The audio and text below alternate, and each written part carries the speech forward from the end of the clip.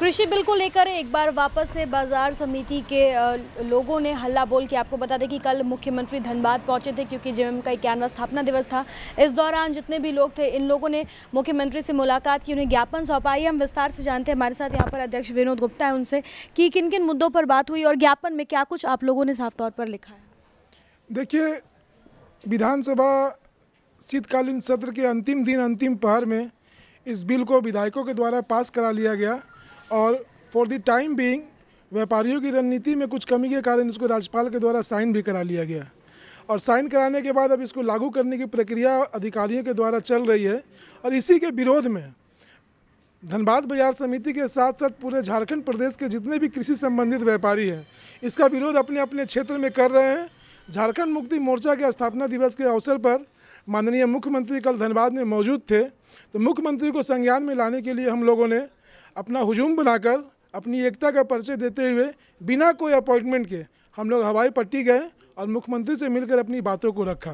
प्रमुख बात मुख्यमंत्री महोदय से यही हुई कि 2% कृषि शुल्क के रूप में खाद्यान्न के प्रत्येक आइटम पर, चाहे वो किसान के द्वारा उत्पादित हो या अन्य प्रदेश से आयातित हो, दोनों ही तरह के आइटम पर 2% कृषि शुल्क लगाया जा रहा है सरकार के द्वारा, जिसके कारण प्रत्येक खाद्यान्न, चाहे चावल हो, दाल हो, तेल हो, कुछ भी, सभी का सभी 2% महंगा हो जाएगा। और बगल का राज्य हमारा बंगाल है और यहाँ से मात्र 30-35 किलोमीटर की दूरी पर बराकर मंडी है जो बंगाल में अवस्थित है। वहाँ पर यहाँ से प्रत्येक सामान 2% सस्ता रहेगा।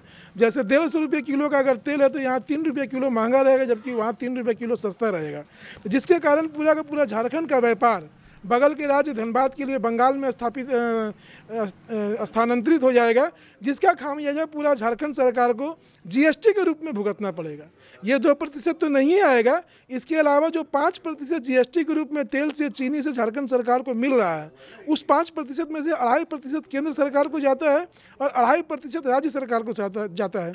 मुझे नहीं पता मुख्यमंत्री जी का क्या आकलन है, किस आधार पर वो इस तरह के बिल को मंजूरी दे रहे हैं, क्या उनके दिमाग में चल रहा है, लेकिन यह कहीं ना कहीं झारखंड की जनता के साथ धोखा देने का काम माननीय मुख्यमंत्री कर रहे हैं। और यहाँ की जनता को 2% महंगा सामान खरीदना पड़ेगा। यहाँ के व्यापारी तो अपने व्यापार से जाएंगे ही जाएंगे, लेकिन जनता को किसी भी रूप में राहत नहीं मिलने जा रहा है। तो मुख्यमंत्री महोदय के संज्ञान में यह बात है कि नहीं हमें नहीं मालूम, लेकिन इसी बात को हम लोग बताने के लिए कल मुख्यमंत्री जी के पास गए थे। आप लोगों ने ज्ञापन सौंपा तो इसके बाद कुछ आश्वासन दिया गया, क्या लगता है कि कितना असर होगा इस ज्ञापन का? मुझे नहीं मालूम कितना असर होगा। हम लोगों ने अपने स्तर का प्रयास किया है और यह प्रयास तब तक जारी रहेगा जब तक इस 2% को हम लोग समाप्त नहीं करा देते। क्या लगता है कि आने वाले समय में जो आप लोगों की मांग है उसे पूरा किया जाएगा? अगर नहीं किया जाता तो आगे और क्या करेंगे? देखिए, बिल्कुल ये मांग पूरी होगी, क्योंकि यह पूरी झारखंड के हित में यह मांग है, पूरी व्यापारियों के हित में है, आम जनता के हित में यह मांग है। हम लोगों ने कल मुख्यमंत्री को महोदय को यह भी कहा है कि पिछले रघुवर सरकार में जब रघुवर जी मुख्यमंत्री थे तब इस बिल को निरस्त किया गया था और आज पुनः उस बिल को आपकी सरकार में लगाने का प्रयास किया जा रहा है, जिससे पूरे झारखंड की जनता में एक गलत मैसेज पार्टी के प्रति भी जाएगा और माननीय मुख्यमंत्री के जी के प्रति भी जाएगा। तो हम लोगों ने उनसे यह मांग किया है कि आप अविलंब इस बिल को निरस्त करें और व्यापारी हित में और आम जनता हित में एक अच्छा मैसेज दे, अच्छा काम करें। अगर यह बिल किसी कारण से निरस्त नहीं होता है तो पूरे झारखंड के व्यापारी आंदोलन करने के मूड में है और इस बार आंदोलन को बहुत धारदार रूप में किया जाएगा, जिसकी शुरुआत सोमवार को हम लोग पूरे राज्य स्तर पे सभी व्यवसायी जो हैं काला बिल्ला लगा कर रहे हैं और उसके बाद बुधवार को पूरे झारखंड के व्यवसायी रांची में उपस्थित होंगे और वहाँ पे एक नई रणनीति बना करके आगे की रणनीति तय की जाएगी कि इस आंदोलन को हम लोग किस रूप में करेंगे और इसको बिल को किसी भी हाल में हम लोग झारखंड में लागू नहीं होने देंगे। इसके लिए हम लोग को चाहे जो भी करना पड़े हम लोग करेंगे। जो व्यापारी उन्हें तो नुकसान हो ही रहा है, आम जनता को भी काफ़ी नुकसान हो रहा है। जहाँ तक असर का बात है, यह पूरे झारखंड प्रांत में 2% कृषि शुल्क लगाया गया है और फल और सब्जी में 1% कृषि शुल्क लगाया गया है। असर का बात तो मैं कहूँ, चूँकि पूरे झारखंड में जो आज राइस जब बाजार समिति शुल्क था, रघुवर सरकार ने इसे समझा ये भ्रष्टाचारी शुल्क है और इससे ना राज्य सरकार को फायदा है और ना ही व्यापारी और किसानों के हित के लिए। तो इसे देखते हुए उन्होंने बाजार समिति शुल्क को समाप्त किया। उनसे यही चूक हो गई कि बाजार समिति एक्ट को समाप्त नहीं किए।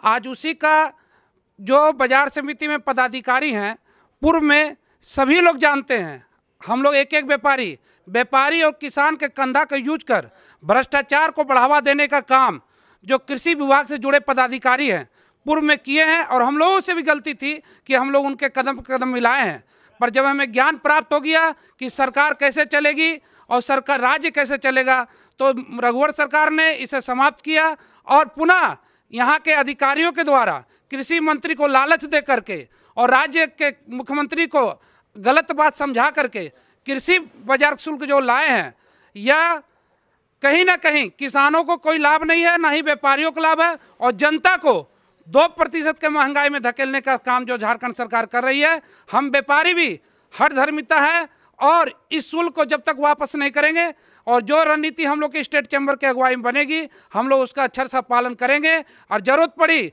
पूरे झारखंड प्रांत में हम लोग आवक बंद कर देंगे। अगर किसी प्रकार की पूरे झारखंड देश में खाद्यान्न की दिक्कत होती है, उसकी सारी जिम्मेवारी झारखंड सरकार की होगी। मुख्यमंत्री से मुलाकात हुई और आज ये बैठक की गई है। देखिए, आज ये बैठक की गई है। ये कृषि बिल जो आया है, इसमें 2% टैक्स लागू किया गया है।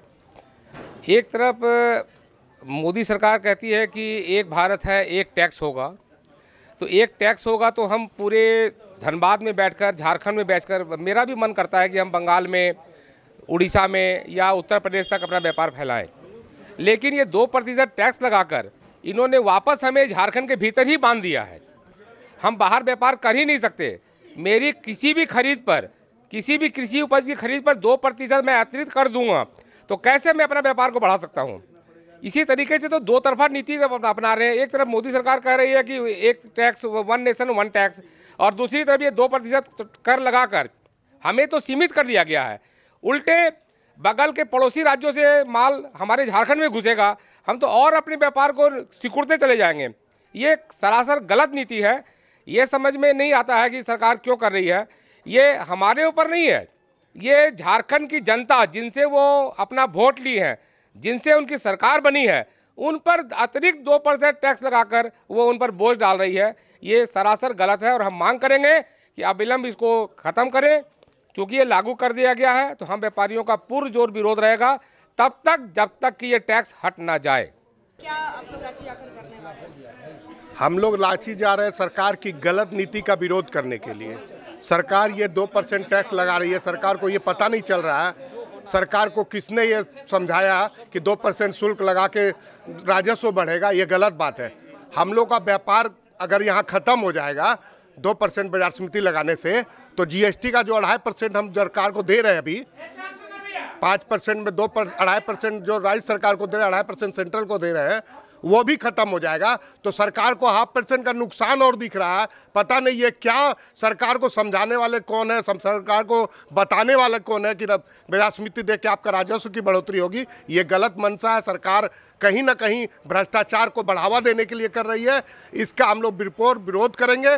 और रांची हमारे झारखंड चैम्बर ने जो वहाँ पे मीटिंग में जो ऐलान करेंगे, हम लोग उनके साथ हैं और मतलब कट्टर बन के रहेंगे। व्यापारी एकता जिंदाबाद। मांगे अगर पूरी नहीं होती है तो सबसे पहले तो व्यापार चौपट हो जाएगा। दूसरा, आम जनता को 2% महंगाई का सामना करना पड़ेगा। एक तो ऑलरेडी इतनी महंगाई बढ़ते जा रही है दिन प्रतिदिन, और साथ में 2% अतिरिक्त भार पड़ जाएगा झारखंड की जनता को।